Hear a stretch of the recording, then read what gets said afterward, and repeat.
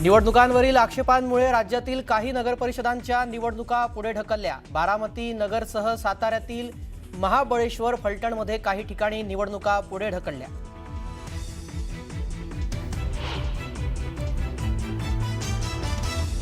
डोंबिवलीत भाजप आणि शिवसेना कार्यकर्ते आमने-सामने। भाजपा प्रदेशाध्यक्ष रवींद्र चव्हाणांच्या कार्यक्रमावेळी कार्यकर्त्यांमध्ये बाचाबाची।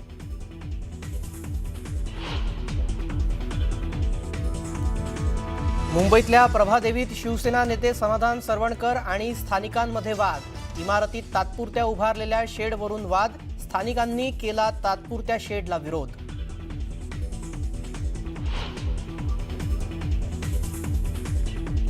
कोडवडमध्ये धमकी काय देता? उघडपणे धमकी देऊन टाका, कुणाला घाबरता? निलेश राणेंचा रवींद्र चव्हाणांवर हल्लाबोल। तर परिस्थिती आटोक्यात आणायचं बघा, निलेश राणेंचा खोचक सल्ला।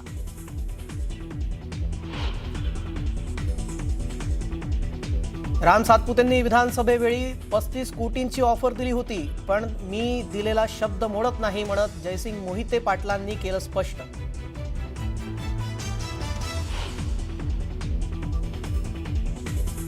भाजपा हा सर्वात बाटलेला पक्ष, फोडाफोडीशिवाय त्यांना काहीही जमत नाही। मंत्री माणिकराव कोकाटेंचा भाजपवर घणाघाती हल्लाबोल।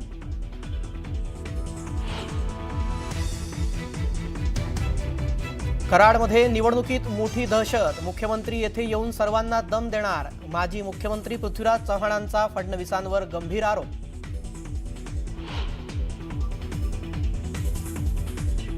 खोटं बोलता येत नाही म्हणून माझं खातं बदललं तर मी दादांचा पठ्ठ्या। आपला वादा पक्का। माणिकराव कोकाटेंचं खाते बदलाच्या मुद्द्यावरून सूचक विधान।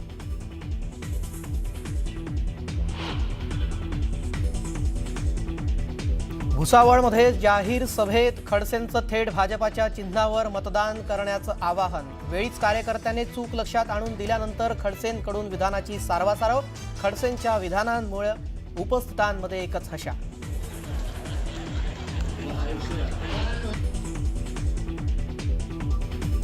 आणि पालकमंत्र्याचं आडनाव गोरे आणि धंदे मात्र सगळे काळे। मेहबूब शेख यांचा जयकुमार गोरेंवर निशाणा।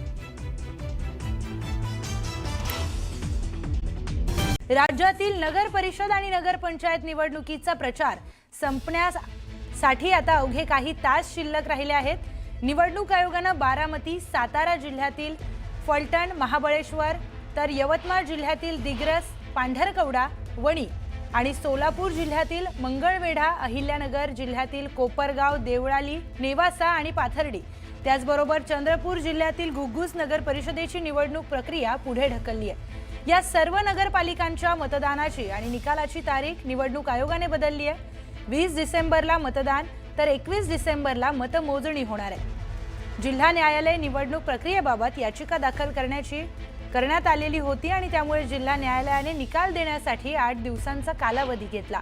बारामती नगर परिषदेत उमेदवारी अर्ज भरतानाच्या प्रक्रियेत काही त्रुटी होत्या, यावर काही जणांनी आक्षेप घेतला होता। नगराध्यक्षपदाच्या उमेदवारावरील आरोपाबाबत देखील न्यायालयीन निर्णय प्रलंबित असल्याने निवडणूक आयोगाने वाद टाळण्यासाठी येथील निवडणूक प्रक्रिया पुढे ढकलण्याचा निर्णय घेतल्याचं सांगितलं जातं।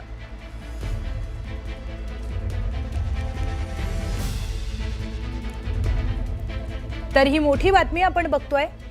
राज्यातील नगर परिषद आणि नगर पंचायत निवडणुकीचा प्रचार आता संपण्यासाठी काही तास शिल्लक राहिलेत आणि त्यामध्येच आता ही मोठी बातमी समोर येते आहे। निवडणूक आयोगाने बारामती, त्याचबरोबर सातारा जिल्हा असेल, यवतमाळ जिल्हा, सोलापूर जिल्हा, अहिल्यानगर जिल्हा, त्याचबरोबर चंद्रपूर जिल्हा या जिल्ह्यांमधली निवडणुकीची प्रक्रिया ही पुढे ढकलली आहे। या सर्व नगरपालिकांच्या मतदानाची आणि निकालाची तारीख ही निवडणूक आयोगाकडून पुढे ढकलण्यात आली आहे।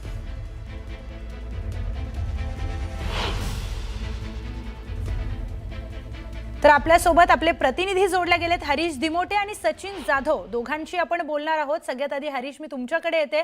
काय नेमकं आता घडामोड घडतीये, त्याचे पडसाद कशा पद्धतीने तिकडे उमटू शकतात? नक्कीच आपण बघितलं तर अहिल्यानगर जिल्ह्यामध्ये जवळपास 12 नगरपालिकांची निवडणूक प्रक्रिया पार पडणार आहे आणि होती. त्याचा प्रचार देखील शिगेला पोहोचलेला होता. मात्र अनेक ठिकाणी नगराध्यक्ष पदावरती जे उमेदवार आहेत किंवा नगरसेवक पदावरती साठी जे निवडणूक लढवणारे उमेदवार आहेत यांच्याबद्दल आक्षेप घेतले गेलेले होते, ज्यामध्ये कोपरगाव, देवळाली प्रवरा, नेवासा, पाथर्डी या ठिकाणच्या नगराध्यक्ष पदाचे जे उमेदवार आहेत यांच्या संदर्भात काही तक्रारी दाखल झालेल्या होत्या. खरं तर कोपरगावचा निकाल देखील तिथल्या कोर्टाने दिलेला आहे, 23 तारखेलाच दिलेला होता. अनेक ठिकाणचे अपील जे आहे ते फेटाळलेले होते. मात्र तरी सुद्धा ही निवडणूक प्रक्रिया जी आहे ती पुन्हा वादात सापडू शकते. त्यामुळं निवडणूक आयोगानं ही जी तिथली 4 ठिकाणची जी संपूर्ण निवडणूक प्रक्रिया आहे ही आता पुढे ढकलण्याचा निर्णय घेतलेला आहे. कारण पुन्हा हे विरोधक जे आहेत ज्यांनी तक्रार केलेली आहे हे पुढच्या कोर्टामध्ये अपील करू शकतात. त्यामुळे संपूर्ण निवडणूक प्रक्रियाच ती वादात सापडू शकते. त्यामुळं नव्याने ही सगळी आता निवडणूक प्रक्रिया होणार आहे, ज्यामध्ये कोपरगाव असेल, देवळाली असेल, त्यानंतर नेवासा नगरपंचायतची निवडणूक आणि पाथर्डी नगरपालिका या 4 नगरपालिकांची संपूर्ण निवडणूक प्रक्रिया पुढे ढकलण्यात आलेली आहे. त्याचबरोबर 11 ठिकाणच्या सेवकांवरती देखील आक्षेप घेण्यात आलेले होते. त्यामुळे इतर नगरपालिकांमधल्या 11 नगरसेवक पदाची निवडणूक देखील पुढे ढकलण्यात आलेली आहे. त्यानुसार आता 10 तारखेपर्यंत माघार जी आहे अर्जाची ती घेता येणार आहे आणि 20 डिसेंबरला पुन्हा नव्याने ही सगळी मतदान त्या ठिकाणचं पार पडणार आहे. आपण जर बघितलं तर हा जो प्रचार आहे तो शिगेला पोहोचलेला होता. कोपरगावमध्ये अक्षरशः मुख्यमंत्री असतील, त्यानंतर उपमुख्यमंत्री अजित पवार असतील यांच्या मोठ्या सभा झाल्या. कालच एकनाथ शिंदे यांची नेवास्यामध्ये सभा झाली. त्यामुळे अटीतटीच्या लढतीसाठी सगळेच जण सरसावलेले होते, मोठी ताकद पणाला लावलेली होती. मात्र या निवडणूक निर्णय अधिकाऱ्यांच्या या निर्णयामुळं आता ही सगळी संपूर्ण निवडणूक प्रक्रिया पुढे ढकलण्यात आल्यानं नेते देखील आता हताश झाले. पुन्हा नव्यानं अर्ज दाखल करणं, प्रचार करणं हे सगळं करावं लागणार आहे. त्यानुसार अहिल्यानगर जिल्ह्यामध्ये कोपरगाव, देवळाली प्रवरा, त्याचबरोबर नेवासा नगरपंचायत आणि पाथर्डी या 4 नगरपालिकांची निवडणूक पुढे ढकलण्यात आली आहे. 20 डिसेंबर रोजी आता हे सगळं मतदान पार पडणार आहे. त्या अगोदर परत एकदा प्रचाराच्या तोफा ज्या आहेत त्या पुन्हा धडाडतील. मात्र हे सगळा जो 8 दिवस झाले सगळ्यांचा प्रचार जो आहे याच्यावरती पाणी फिरलंय आणि कुठेतरी त्याला ब्रेक लागलेला आपल्याला बघायला मिळतोय. अगदीच. तुम्हाला मी थांबवते आता. आपण सचिन जाधव यांच्याकडे जाऊया. सचिन, जसं हरीशने आता सांगितलं की आता सगळी प्रक्रिया पुन्हा करायला लागेल, प्रचाराचा धडाका पुन्हा सुरू होईल, तुमच्या जिल्ह्यात काय परिस्थिती आहे? अगदी बरोबर आहे. खरं पाहायला गेलं तर अशीच परिस्थिती आहे. मात्र सातारा जिल्ह्यामध्ये 2 ठिकाणी ही परिस्थिती उद्भवलेली आहे. पहिलं ठिकाण जे आहे ते महाबळेश्वर नगरपालिका आहे आणि दुसरं ठिकाण जे आहे ते फलटण नगरपालिका आहे. या दोन्ही नगरपालिकांमध्ये हरकती घेतल्यामुळं या ठिकाणची निवडणूक खरं तर पुढं गेल्याचं चित्र आपल्याला पाहायला मिळतंय. हरकती घेतल्यानंतर न्यायालयामध्ये हे सगळं याचं सुनावणी सुरू होती आणि न्यायालयानं हे सगळं प्रकरण निकाली काढल्यानंतर काल रात्री उशिरा निवडणूक आयोगाच्या वतीनं एक आदेश जारी करण्यात आला. यामध्ये फलटण नगरपालिका आणि महाबळेश्वर नगरपालिका यांच्या निवडणुका यांचं मतदान जे आहे निवडणुकांचं याचं मतदान 20 तारखेला होईल आणि 21 तारखेला यांची मतमोजणी होईल असा आदेश या ठिकाणी जारी करण्यात आलेला आहे. मात्र हे सोडून ज्या ठिकाणी हरकती नाही आहेत सातारा जिल्ह्यामधल्या नगरपालिकांच्या बाबत निवडणुकांमध्ये, तर त्या निवडणुका ह्या वेळेवरच होणार आहेत आणि 2 तारखेला मतदान होऊन 3 तारखेला या ठिकाणी निकाल लागताना आपल्याला पाहायला मिळतील. मात्र सगळ्यात महत्त्वाचं म्हणजे महाबळेश्वर असेल किंवा फलटण असेल या ठिकाणचे जे उमेदवार आहेत त्यांचा कुठंतरी यामध्ये हिरमोड झाल्याचं आपल्याला एकूणच पाहायला मिळते. कारण प्रचार अंतिम टप्प्यात या ठिकाणी आला होता आणि असं असताना एकूणच या ठिकाणी निवडणूक पुढे गेल्यामुळं कुठंतरी उमेदवार या ठिकाणी हिरमोसलेले चित्र आपल्याला एकूणच पाहायला मिळते. फलटणमध्ये उपमुख्यमंत्री एकनाथ शिंदे यांची सभा झाली होती. खूप मोठी या ठिकाणी सभा झाली आणि रामराजेंचे जे बंधू आहेत संजीवराजे नाईक निंबाळकर, रघुनाथराजे नाईक निंबाळकर यांनी शिवसेनेत सुद्धा या ठिकाणी प्रवेश केला होता. आणि याच्यामुळे कुठंतरी या ठिकाणी हे सगळं होत असताना अचानक पद्धतीनं निवडणूक पुढे गेल्यामुळं या ठिकाणी उमेदवार जे आहेत ते नाराज आहेत. मात्र 20 तारखेला या ठिकाणी मतदान होईल महाबळेश्वर आणि फलटणमध्ये आणि 21 तारखेला याचा निकाल लागताना सुद्धा आपल्याला एकूणच पाहायला मिळणार आहे. निश्चितच सचिन, या सगळ्यांचा फायदा आता उमेदवारांना प्रचारासाठी आणखी वेळ मिळालाय असं आपण म्हणू शकतो का?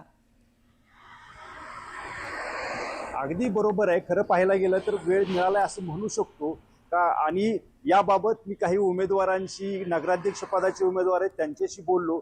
त्यांचं म्हणणं असं आहे की आम्हाला जो वेळ मिळाला हा आहे मात्र आम्ही जो प्रचार केला होता हा सुद्धा खूप महत्वपूर्ण होता. याच्यामुळे आणखीन 20 दिवस विरोधकांना, समोरच्या विरोधकांना सुद्धा 20 दिवस आणखीन मिळणार आहेत. याच्यामुळे कुठेतरी त्यांचं म्हणणं असं होतं की ही जी निवडणूक आहे ही वेळेत व्हायला पाहिजे होती. बरोबर आहे. सचिन, तुम्हाला थांबवते मी आता. आपण बारामतीचे प्रतिनिधी जितेंद्र जाधव यांच्याकडे थेट जाऊयात, त्यांच्याशी बोलूयात. जितेंद्र, आता निवडणुका पुढे ढकलण्यात आल्या आहेत. जसं की आता सचिनजींशी बोललोय, हरीश यांच्याशी मी बोलले, त्यांचं म्हणणं तेच आहे की उमेदवार काहीसे नाराज दिसत आहेत. पण बारामतीमध्ये काय परिस्थिती आहे? प्रियंका, अगदी खरं. आता प्रचार अंतिम टप्प्यात आला होता. उमेदवारांनी सर्व तयारी केली होती. आपण म्हणतो की मतपत्रिका जी घरोघरी पोहोचवायला लागतात त्याचं देखील काम जवळपास पूर्ण होत आलेलं होतं. आज सायंकाळी 7 वाजता अजित पवारांची सभा देखील बारामतीत आयोजित करण्यात आली होती. परंतु आपण बघितलं की बारामतीच्या नगराध्यक्ष पदाकरिता आणि इतर 7 प्रभागांमध्ये छाननीच्या वेळेस आक्षेप नोंदवण्यात आला होता. या संदर्भात बारामतीच्या न्यायालयामध्ये दाद मागण्यात आली होती आणि 26 तारखेला बारामती न्यायालयाने या संदर्भात आदेश दिला आणि त्याच्यानंतर 3 दिवस उमेदवारी अर्ज माघार घ्यायची मुदत होती. आणि अशा बारामतीत नाही तर वेगवेगळ्या राज्यामध्ये वेगवेगळ्या ठिकाणी न्यायालयामध्ये अपील दाखल करण्यात आलं होतं. त्या अनुषंगाने आता राज्य निवडणूक आयोगाने रात्री उशिरा निर्णय घेतला की जी काही निवडणुका होणार होत्या असे आक्षेप नोंदवण्यात आले होते, अशा सर्व निवडणुका आता पुढे ढकललेल्या आहेत. 20 डिसेंबर रोजी या निवडणुका होणार आहेत आणि 21 तारखेला मतदान घेण्यात आल्या होत्या. त्या प्रभागांमध्ये आता 9 डिसेंबर पर्यंत उमेदवारी अर्ज माघारी घेतले जाणार आहेत. त्यामुळे राष्ट्रवादी काँग्रेस पक्ष असेल, शिवसेना असेल, भाजप असेल, ज्या जागांमध्ये हरकती घेतल्यात त्या जागा देखील बिनविरोध होण्याची शक्यता या ठिकाणी दिसत आहे. निश्चितच जितेंद्र, धन्यवाद. सचिन, हरीश आणि जितेंद्र, तुम्हाला तिघांनाही तुम्ही तुमच्या भागातली अतिशय सविस्तर माहिती दिली आहे.